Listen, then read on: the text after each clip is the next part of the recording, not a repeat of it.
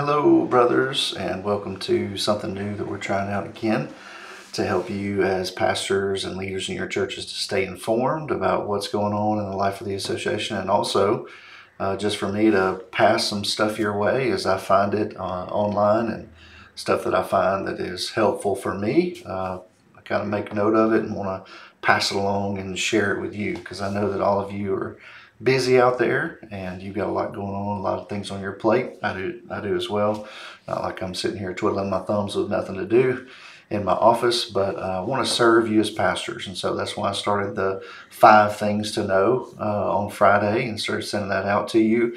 But thought I'd start to make a little short video like this one each week and kind of walk you through those and add a few comments to it. So you'll still get the email that'll come to you each Friday, but for those who might be interested on some comments that I might have on some of those things, then you can come hop over here to this video and I will share a few of my thoughts on some of the resources that I send your way each week. So that's kind of what this is going to be. Just play around with it, see if it's beneficial to you. If it's not, we will ditch it. And but I want to serve you the best that I can as you seek to serve the churches of the Chilton Baptist Association. So first thing that you noticed in the email that I sent to you was this 4 surprises about America's religious nuns.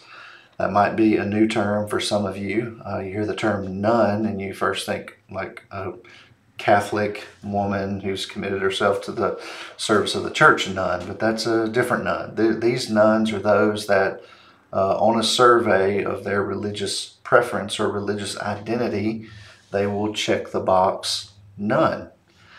And there have been several who have noted that this number, the number of nuns, has been really radically climbing over the last several years. More and more people are identifying as nuns, to use that terminology. So I thought this article was interesting here from the Gospel Coalition from Trevin Wax.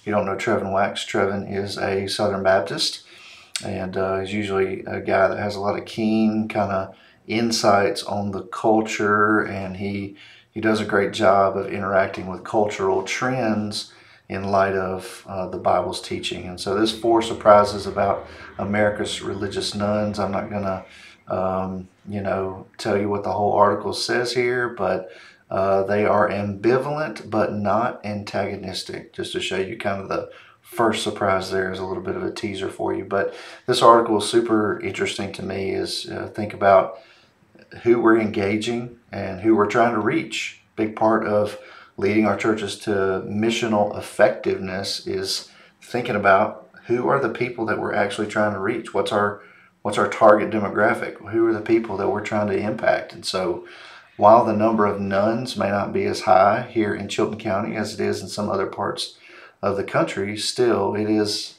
a number that's increasing, that percentage of the population that identifies this. So check that article out. I think that you'll find it helpful, those 4 surprises about America's religious nuns. Number 2 on the list is this 7 signs of spiritual neuropathy from Baptist Press. And so I don't know if you brothers are this way, but I have certainly been this way in the past, where if we're not careful in ministry, in our leadership, we can face so many challenges, so many hardships of the people around us that we can become calloused.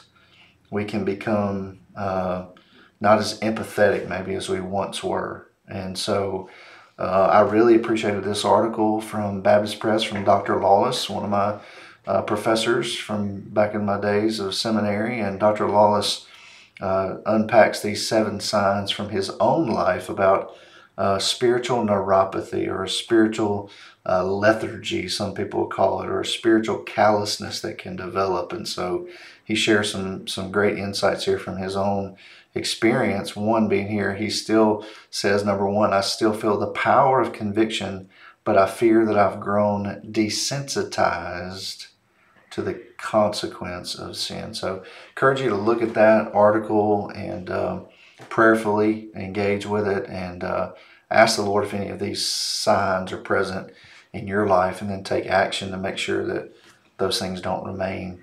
Pray for God to make your heart sensitive again as you need it to the needs of those around you.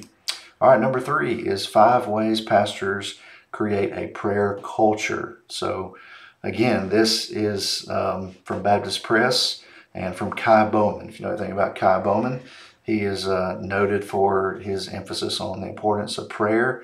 And so here's some great suggestions for how to create a culture of prayer. We've all heard that saying before, that culture eats strategy for breakfast. So what we're really after is not just starting a program, but we want to create a culture in our church of prayer. And some of you have heard me share this many times already, but you know that I really feel like we've got to, as churches, get back to focusing on the fundamentals of prayer and discipleship and evangelism. And I think prayer is foundational to all of that. So some great stuff here in this article from Kai Bowman on ways to create a culture of prayer. And I love where he starts it in the very beginning of his article.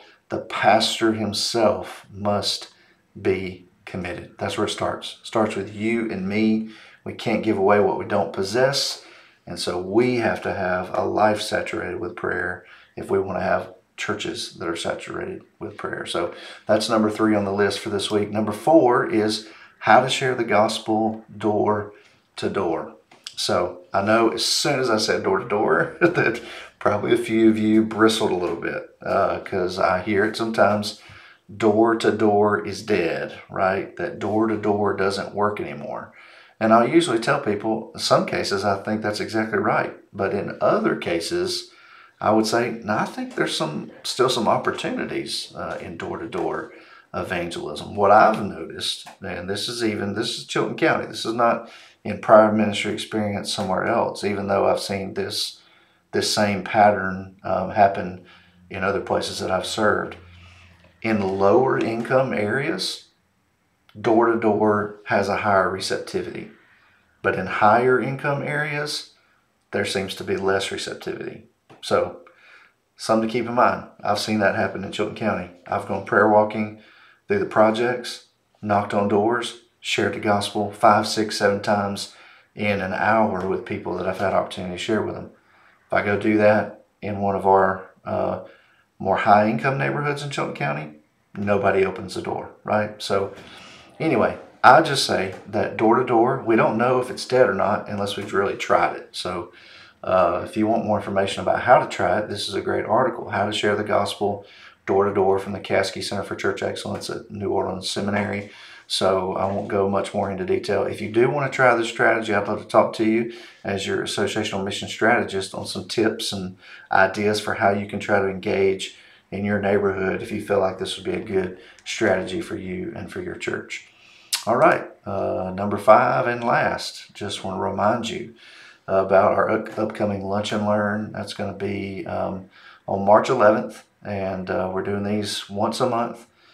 We probably will not do them in the summertime, just to give you a heads up, in June and July, because my schedule was so busy, and I know your schedule is so busy, and we've got the SBC meeting in Indianapolis, and we've got so many other things going on. We won't have probably Lunch and Learns in June and July, and we won't in December because we usually have our Pastors and Wives Christmas dinner at that time. But all the other months, we're going to have at least one Lunch and Learn. Our goal is to have it on the first Monday of each month, but occasionally we will have it on a different day. So you just have to make sure you're subscribed to the podcast, make sure you're getting this email, make sure you are paying attention to your text messages. We'll send out reminders that way as well, emails. We want to make sure that you're getting the information. It may feel like we're trying to hassle you, but we know in this age in which we live, where so much information is coming at you, it takes sometimes 4 or 5, contacts to get something to stick because there's so much coming at us. And so, not trying to berate you and beat you down with announcements and information, but we do want to remind you and get the information to you about what's going on in the association. So March 11th, we're going to have a Lunch and Learn, 11 a.m. to 1 p.m., our usual pattern there. We're normally done before 1 p.m. Just depends on how things go, but we will meet from around 11, start at 11 and go until 1 p.m. And the theme for us is calling out the called. And this is an issue that many people are starting to realize and recognize. Any of you that are searching for, youth pastors and such, you realize it can be difficult because there's fewer men that seem to be answering the call into ministry. And usually youth ministry is where a lot of people kind of test the waters of their calling to start out. And some people end up serving their whole ministry there. I'm not saying it's a stepping stone to the pastors or anything like that. But it is, we're seeing a lot of signs. I'll just say it that way. We're seeing a lot of signs of a potential shortfall on the side of filling pulpits. And there seems to be a dwindling number of men who are seeking out, to serve a local church as pastor. So this is an important issue. It's one that if we don't address it right now, then we're going to be in some painful situations. It may not impact you and me, but hopefully our heart and attitude toward our calling and our service is to leave things better than we found it, if possible, right? So even though it may not impact you and me directly, if we don't take action on calling out the called, then we're gonna see a negative impact in future generations.